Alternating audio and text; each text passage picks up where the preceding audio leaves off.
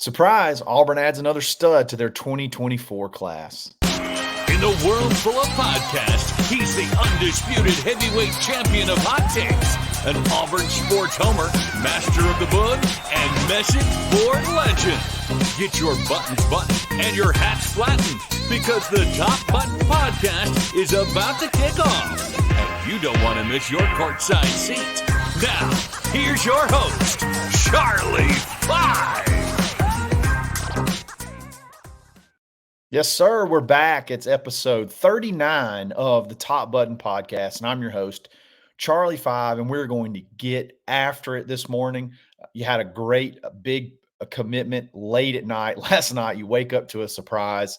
We're going to break that one down, talk about a football portal edition and how we're going to round this roster out, finish this roster off, and then have a little basketball portal talk. We got some visits this week for some pretty high-end portal prospects. But before we do that, we got to give a shout out to our boy Ford Stokes with Active Wealth Management. Look, you've been hearing me talk about it. If you're not ready to go ahead and reach out to him 100%, call him, go ahead and get that conversation started. You can check out his check out his television show, Retirement Results. If you're in the Huntsville area, you can find it on WZDX. I believe it's typically around 12 o'clock on Sundays. Or you can check them out if you're in the Columbus, Georgia area, or you pick up that Columbus, Georgia, feed on your local channels. You can check him out at WXTX. They're both on channel 54 for whatever you're looking at there. But yeah, they're going to discuss a lot of the different topics that they have, products, strategies, different things like that. The most recent, financial news updates, different things like that. So be sure to check him out. You can kind of get a taste. And then if you like what you see, obviously reach out to him, if nothing else, just to tell him War Eagle, but definitely see what he has to offer and how he can help you get you where you need to be. Ford Stokes, activewealth.com. Boom goes the dynamite. Auburn in the middle of the night, it seemed, right before I was going to lay my head to bed on the pillow, you get the notification. Auburn lands four-star linebacker Tyler Lockhart, who I'm going to be completely honest, I didn't really know existed. I didn't really know existed until late last night because it was someone that was somewhat out of the blue. Someone that, he has visited Auburn. You go back and look, he did visit Auburn about 4 or 5 weeks ago, but you didn't really feel like Auburn had a lot of a foothold here. You kind of felt like he was going to be a Mississippi State product or an Alabama guy. I think he was a huge, massive priority for both, but all of a sudden he pulls the trigger in the middle of the night to play for the Auburn Tigers. And I mean, when you get the notification, you're not 100% sure who it is. Automatically, you're thinking it's probably not a very highly ranked guy because typically there's a lot of buzz. There's a lot of lead up to it. So I didn't think too much about it, but you go look it up and it turns out this kid is a top 150 player, a high 4-star guy at a position that we need, another linebacker. And you look at his measurables, and depending on what site you're looking at, you're talking 6'3", 6'4", 200, as a, upcoming senior, which is very, very, very nice. Nice frame, very long, very athletic. And then you start to get into his highlights. And if you're like me, when you get a commit, you got to go watch the huddle every single time. You got to go check out the huddle and check out all their, obviously all their best plays. But you go and you look, and he plays an outside linebacker position at his school, Winona. I think it's Winona Secondary School. Yeah, Winona Secondary School in Winona, Mississippi. And he's playing outside in space a lot. He rushes the passer. He's closing speed's incredible. Just a very big, a very big and athletic linebacker that you can add to this class. You really don't have a lot of true linebackers yet in this class. You just have, you have Caleb Falk, who's probably going to be, more of an edge. And then you have this guy who can play maybe in the middle, maybe a little outside. We'll just have to see how that comes, but that's really all you have for this class. So two guys that you have that are sort of multifaceted. They can do multiple things: rush the passer, drop back in coverage, stuff the run sideline to sideline. And then it's going to be, you'd love to stack up a bunch of those guys. Give me 3 or 4 or 5 of those guys every single class. and I'll put you and you'll see a pretty good defense on the field. So big addition. This is what's crazy to me. So number one, he has a brother, I think, that is actually on the roster at Mississippi State. Winona is probably 30 to 45 minutes, if that, outside of Starkville. And, Starkville is in close proximity to Tuscaloosa. So you're talking maybe an hour and a half at most to Tuscaloosa from Winona. And he picks Auburn. And he was a massive priority. You've seen videos of Kane Womack sending him like video text from practice. Can't wait to get you here. Huge priority. And then Auburn goes in, DJ Durkin. I believe DJ Durkin kind of led the charge on this one. But also you saw Josh Aldridge chime in this morning that he was he was excited as well. So DJ Durkin, Josh Aldridge, that is a great tandem of guys getting after linebackers. They're very good recruiters. And Josh Aldridge's involvement makes me think this guy's going to play a little bit of – he's going to have some pass rush in his game. He's going to have some pass rush, that's going to be part of the position that he plays because obviously that's Josh Aldridge's room. So big, big addition. And, it was we've been kind of on a cold streak as far as having commits and things like that. And you actually had another decommit from Hollis Davidson, who was a tight end. And we'll talk about that in just a second. But big time for momentum. You're about to start having June is close, and June is going to be a big official visit month. You got a bunch of guys coming in June that have already set visits. Another funny thing in the house, much a surprise this was, Mississippi State's board, like message boards and everybody's pretty much melting down over this. You saw there had several crystal ball picks for Mississippi State for this kid for quite a long time. And at one point, I think last week, someone dug up an old post that says, "Hey, should we worry about Auburn? Should we worry about Auburn?" And I think the guy said something like, I have zero worries about the Tigers, and I wouldn't be surprised if he canceled his visit. So not only did he not cancel his visit, he went ahead and committed to the Tigers, which I think that's great. But that just shows you how this staff put the heat to him and went ahead and got into pop in this class. So what a fun recruiting staff this is going to be. Again, you just feel like you're in it with everybody. You feel like there's nobody that's, I guess, out of reach. You just got a chance to just continually stack, continually add dudes. And we're still way ahead of where we were last year. I think last year, right around the Perry and the Riddick flip is when things really kicked off and you started having a domino effect. But I think it's still we're ahead of even that point last year. So, there's several guys that I still feel like commits are imminent for. You still feel like you're in a really good spot with Anquan Fagans. You still feel like you're in a great spot for Eric Winters. You feel like you're in a good spot for Zion Grady. There's several guys that you feel like you're in a really good spot. Jacoby Ward, interior offensive lineman. There's just all these dudes. Broderick Scholl, that's another guy. Those are 4 or 5 guys right there that are all extremely highly coveted players that you feel like you're in a great spot for.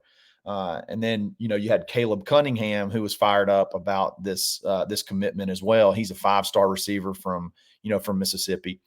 Just being able to go in and get kids from Mississippi, the Hugh Freeze connection there, that's a underrated talent-rich state, that's hard a lot of times to get kids to leave. A lot of times it's hard to get kids to leave Mississippi. And so anytime you can add those dudes, I just feel like they're mean, especially defensive guys. I just feel like they're mean. They're ready to play, and they're ready to play tough. So give me a bunch of Mississippi kids and sprinkle in some Georgia kids and some Alabama kids and some Florida kids, and I'm fired up. So what great news to wake up to tonight. Hopefully if you caught it last night, even better. If you cash in a little early, you missed it. If you went to bed a little bit early, you missed it. But he popped last night. Tyler Lockhart, massive addition to this class. And hopefully this gets the ball rolling for a big start to the summer as far as visits and stuff go. Now, we did lose a commit. Hollis Davidson, he was a tight end, I believe, from Georgia. We had 2 tight ends committed. This was going to be a big year that we needed to add multiple tight ends, because if you think about it, you already lost Tyler Fromm to the portal, but you lose basically everybody that you have on your roster that plays tight end. So minus Rico Walker, who is you brought in as a portal addition last year. He's basically the only. I guess you still got Micah. You got Micah Riley as well. So, but you lose. You lose your Brandon Frazier's, you lose your Rivaldo Fairweathers, you lose your Luke Deals, all these guys that have been here forever. You lose a bunch of guys. So you felt like you're probably going to have to bring in, a handful, 2 or maybe even 3 tight ends. But so Hollis Davidson was one of those. He decommits. You still got Ryan Gee, who's a very talented kid, Milton High School in Georgia. He's got a teammate we're after. So you lose Hollis Davidson. And so you're like, man, what are we going to do there? It turns out, the emergence sort of Rico Walker was sort of a flyer, I guess, that you could take a guy that's very athletic, but just really raw, and you bring him in and you don't really know what you're going to get. You just know that you got the clay there to mold it. And I think he had a very, very good spring and sort of opened a lot of eyes, and maybe as well as Micah Riley. And you're thinking maybe you don't necessarily have to bring in, three high school guys. Maybe you don't necessarily have to put such a huge priority on bringing in 3 high school guys. So I don't know if that played into it, but I'm sure it had to have at least something to do with this departure.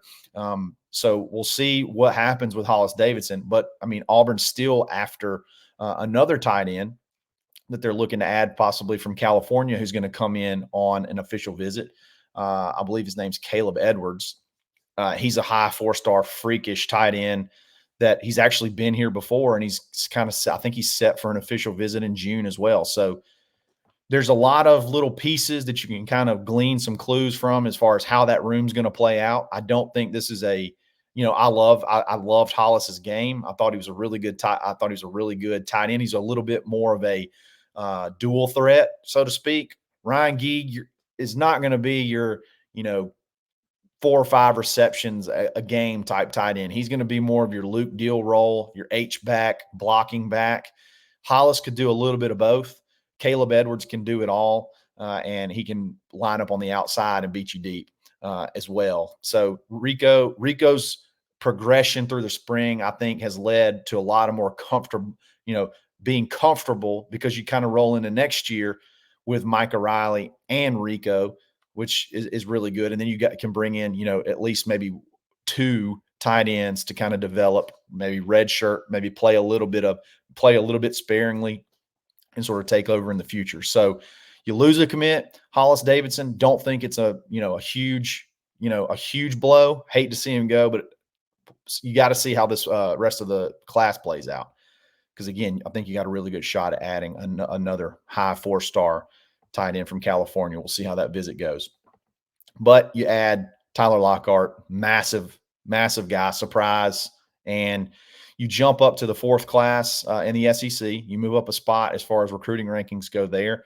But the drop one, add one doesn't give you that huge jump, because you basically only replaced the points plus a little bit with Tyler Lockhart over Hollis Davidson, because I think he was like a higher 3-star rated kid, but you replace that. So you don't get the full bump that you would get, but you get a little bit of a bump. You jump to the 4th class in the SEC. I think right now number 9 overall. But again, if you start popping off a lot of those kids I named, you're going to see the recruiting rankings sort of skyrocket. And maybe Big Cat Weekend looming could be something that you see as a big sort of commit fest. But the 2024 class so far is looking great, ahead of schedule. Very, very excited. I encourage everybody to go check out Tyler's film, because it's impressive. It'll get you excited. Hey, I'm never not going to be excited about a 6'3", 6'4", 200-pound linebacker edition. So big commit, and something definitely to get excited about. All right, moving on, as far as your 2024 roster goes, football roster goes, you add you have a portal edition. Not someone you feel like is going to be just game changing, give you an extra win, but someone great to add to that roster to sort of round out your offensive line room. Ronan Chambers, he's only got 1 year left to play, an offensive tackle from Akron, played a ton of football. He joins his class. He went into the portal and immediately committed to Tulane, and then Auburn flips him, and he went ahead and signed. He went ahead and signed with Auburn immediately. That was announced, and he'll be the last offensive lineman on this roster for 2024. So Hugh said that he always likes to carry 16 offensive linemen, and this guy makes 16. Now, from his perspective, from Ronan's perspective, I don't get the play to come to Auburn. I'm very excited. I'm very happy that he came to Auburn, but I just don't know that you're going to see this. This is not a guy that's going to be battling for, starting reps. I don't believe. I think this is going to be a guy that can be a solid right tackle backup, maybe a left tackle, maybe just be that fourth or third, 3.5 offensive lineman, because you feel like Tyler Johnston is your third tackle. This kid could be your 3.5 to fourth tackle. And I don't think that fourth tackle was really solidified of who that would be. So you add this kid, it gives you depth there, really helps you on special teams. I think this is very underrated. Think about how many times you punt in a game, how many times you kick a field goal in a game, how many of those just chances for injury, chances for exposure to some of your top linemen, how many times those happen. And now you got a kid that can come in and play those, take those snaps away, and sort of keep your top guys, your starters fresh, your starters safe. I think that's where the biggest impact is I think it really helps special teams. Maybe not necessarily make your special teams better, but it's a guy that can be serviceable, that can keep people healthy, keep people off the field, that you need to have more snaps on offense. So I think that's really underrated. I think that's really underrated, his impact that he could have there on special teams. So that gives you, I believe that gives you somewhere around 78 or 79 scholarships, because maybe 79. I think that's right, 79, because you only have 6 left, 6 spots open that you could add. That's after, counting all the incoming freshmen that'll be here in the summer and everything. You're still 6 spots short. I don't think that's necessarily going to be abnormal moving forward. I think with the way the portal is in college football, I think I mentioned this on the last show. I feel like if you can get over 80 scholarships, you're probably doing pretty good. And especially if they're all, decent guys that can help you out. I'll be anxious to see how the rest of the portal comes out, because you really only have Khalil Jacobs, who I feel like you still have a really good shot at, maybe even possibly have the edge over Alabama and Missouri. You still got that spot out there that you can add. You did lose. I say lose. He never made it to campus, which kind of proves the theory that first visit is so incredibly important. But Javion Boog Cole, I can't believe we don't get to add Boog to our team, but he goes ahead. He visits Texas first before he gets to Auburn, commits to Texas, and then obviously cancels his visit to Auburn. So you clearly see you want to add a defensive back. You want to add a linebacker. I think you'd love to get another lineman that may have multiple years to play, maybe either on the defensive line or the offensive line. It's hard to see how you could sell that. And then maybe, if you can find a best available, receiver that doesn't shake up the room and make anybody mad, somebody that can just come help, and maybe a younger guy. You're not, at this point in time, your starters are sort of set. Okay. So you're not really going out there trying to find guys that are going to start and are going to, make you, like, possibly give you another win. Those guys aren't out there right now. But what you could find, are guys that can help, it from a depth perspective for injuries and things of that nature. Khalil Jacobs is probably the closest one that you could bring in that I feel like possibly has a chance to start and be really good. I think that's probably the one name that sort of popped that we're really in the mix for, that could possibly raise the ceiling instead of raise the floor, it possibly could raise the ceiling. So you're just not going to find those guys. Your last 80 through 85 dudes on the roster typically are not going to be guys that are going to increase your total win count. So they may help prevent some losses. They may help prevent some losses if you have some injuries and things of that nature. But right now, you're just trying to fill up your scholarships, get what you can get in the era of the portal where kids want to play now. So it's tough, but, again, if we can add 2 or 3 more and get to that 81, 82 mark as far as scholarship goes, and then give your, 3 or 4 scholarships to walk-ons, I think that's fine. Go give Towns Magoo a dang scholarship. That kid needs a scholarship. The kicker that kicked 100 field goals in A-Day. So, yeah, that's probably what you're going to see as far as how the rest of the portal moves on. Hasn't been a total lot of buzz about new names. Seems like Khalil Jacobs is the one hot name out there that we're trying to close, and then. I guess anybody could kind of pop up like this. Ronan Chambers could kind of pop up out of nowhere, but I'll try to keep you posted when something like that happens. All right, before we move on to basketball, we got to give a shout out to Plains Coffee. Use coupon code BUTTON for 10% off every single order for the rest of your life. Stop wasting your time in the grocery store. Stop wasting your time going to, Sam's Club, whatever, getting that coffee that sits on the shelf for months. Get you some freshly ground coffee literally days before it ships. You can smell it from the mailbox, sent to your door. Get it recurring. You know how much coffee you drink.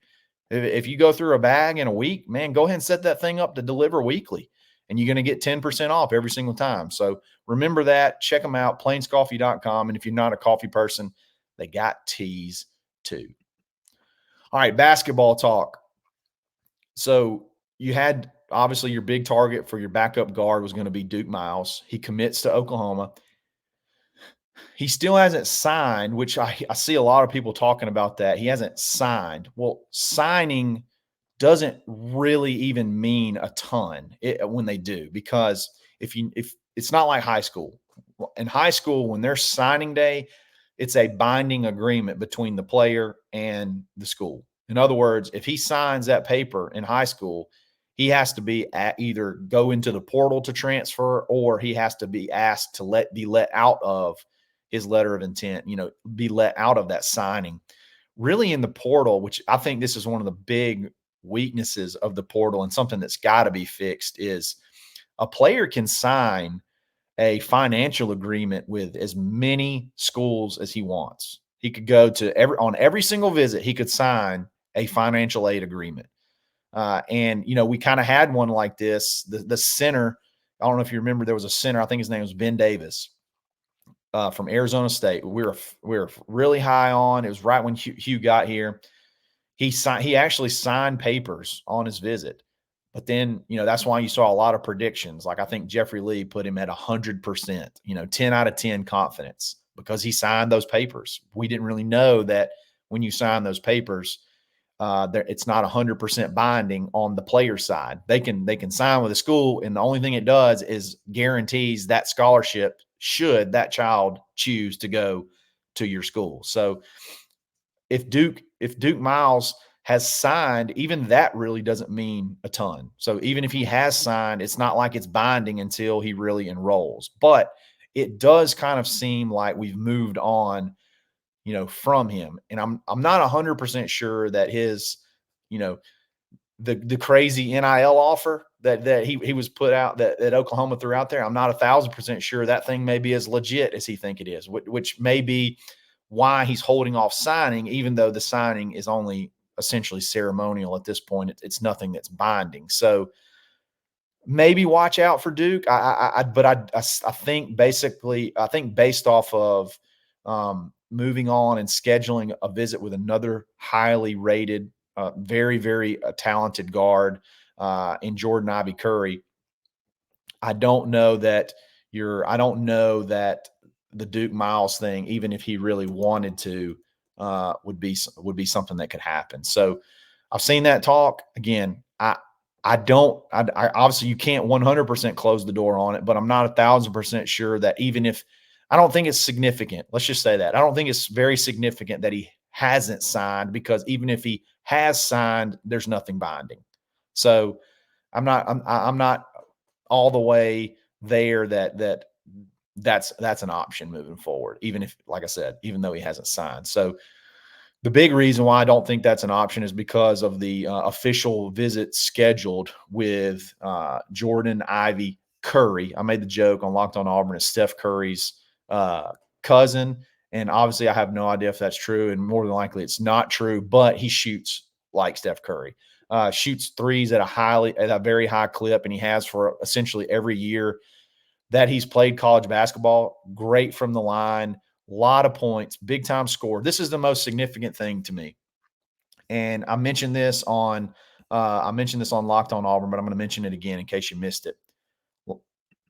When I first saw this kid's name pop up, I looked at him, and you see 4 years playing a ton of minutes, for 4 years. And then all of a sudden, his last year, his last season available, why would he come play just a backup? Why would he come be, a backup point guard, and essentially reduce his minutes? Well, then you look at his record last year. He started 0 games, but played 27 minutes a game.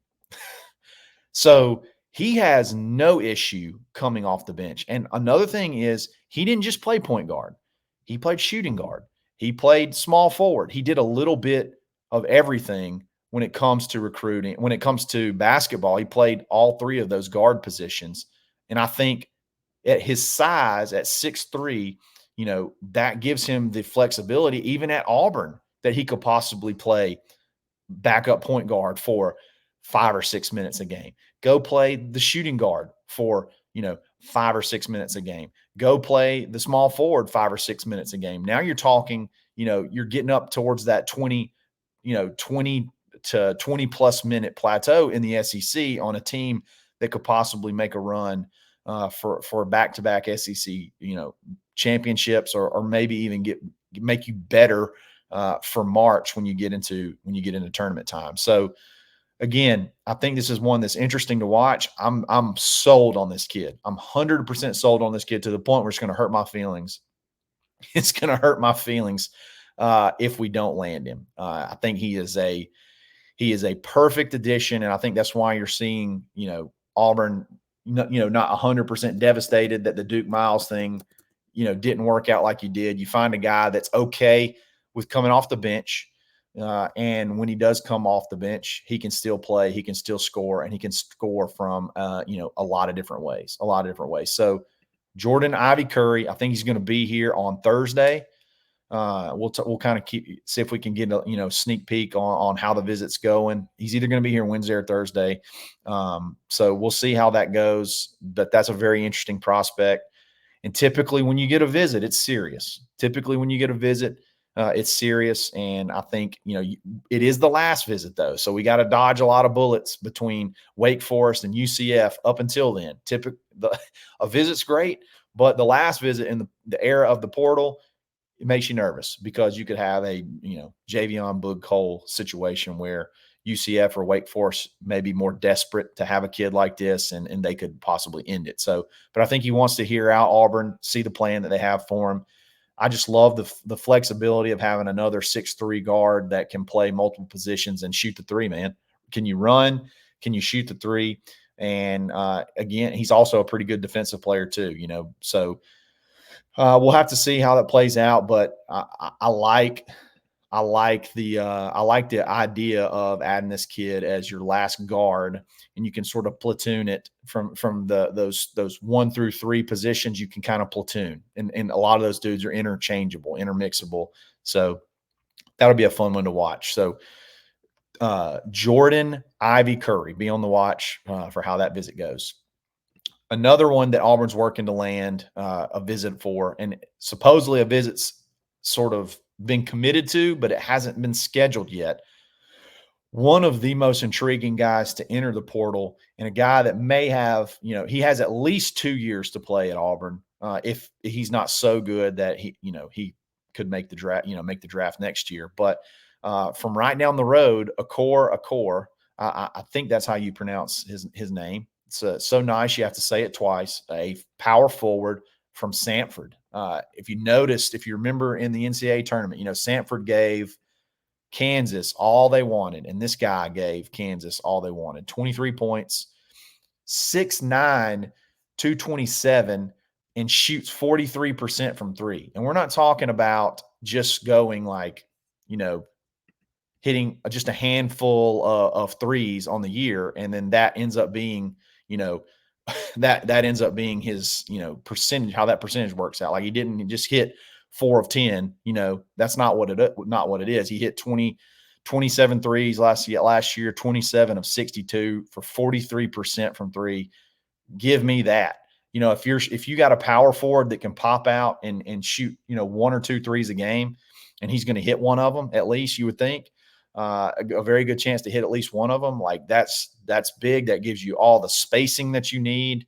That just creates a lot of problems. And I love Chaney. Okay. I love Chaney, but I think this guy may have a little bit higher ceiling even than Chaney, even as well as Chaney started to play towards the end of the year. So if you had any kind of question mark that you could kind of put on this roster, it was at that power forward position, because you're depending on a jump, because Chaney's got to replace Jalen, who had an unbelievable NBA prospect level year last year. Okay. So you got to jump from where you were, which is a good development track, but you got to jump from there to replace Jalen, just to be kind of like a status quo at that position.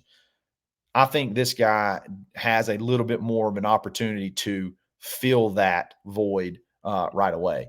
He averaged 16 points a game at Samford, 6 rebounds, shot 58% from the field, and like I said, 43% from three. Pretty decent free throw shooter, 70%, not great, 71%, not great, but pretty decent free throw shooter as well. A 3-man rotation of that a 4-man rotation of that 4 and 5 of Broome, Cardwell, Chaney, and Okor could be something very fun to watch, something extremely fun to watch. But we'll have to see if a date officially gets locked in. We've heard that there's going to be a visit locked in. We don't have the official date. And as far as we know, you look and there's not a ton of teams that are sort of involved with him right now. So it almost makes you wonder if, he went into the portal with the idea of possibly going to Auburn. Again, that's speculation. I think there's probably still going to be some guys that are involved. Louisville, per Justin Hokanson, Louisville and K-State are looking at him, even though there's not a lot of articles out there about it. There's not a lot of visit stuff scheduled. There's not any visits scheduled with him, at least at this point. So if you land those two kids, if you land Jordan Ivy Curry, if you land Okor, this roster is better than last year's roster, hands down. Like, it might be better already, but when you go from the front, the starting 5, I feel like, is better. But if you go down to the second, the 2 deep, and all the different options that you could have, if you add those 2 guys, holy cow, the different rotations. The big thing is you're getting to a point now where when you start rotating, when you start subbing, you're not sacrificing offense, because every single dude in your 2 deep can score. So that's what you like. That's what you like to see. Sans, maybe Dylan Cardwell. He's never really going to be a offensive threat. You put him in there to be able to protect the rim, change the game, and he'll make some plays in his 15, 16 minutes that he'll play. He's going to make some plays. We joked about his per 40 stats, which are, what's funny is very similar to the per 40 stats of Clifford the Big Red Dog that just committed to Alabama. That's supposed to be, change the world of basketball at Alabama. And you look at their per 40 stats and they're almost the same, because he's not really an offensive threat either. So again, you do have a visit locked in with Jordan Ivy Curry. You have a visit commitment out of Okor. You don't have a date yet. So let's see if that date gets set. And if it does, holy cow, man. If you add these 2 dudes, go ahead and maybe start looking at tickets somewhere, the Final Four, Elite Eight, whatever, because this is going to be a very, very fun roster if they all come together. Guys, I really appreciate it. Action-packed show today. Love it when you get a surprise commitment late at night, and that basically gives you all the content that you need to talk about. I love being able to talk about commitments, love being able to talk about stuff like that, and this is the prime season for it. And that's probably going to be a lot of what these shows are moving forward, is a lot of recruiting heavy because, football's over. The portal's about to be over, and it's going to be a lot of high school recruiting and stuff like that moving forward. So, again, I really appreciate you guys listening. This is episode 39. Subscribe, like this video, subscribe to this channel, follow me on social. It's right here, Charlie5, _Charlie_5. And we'll catch you next week.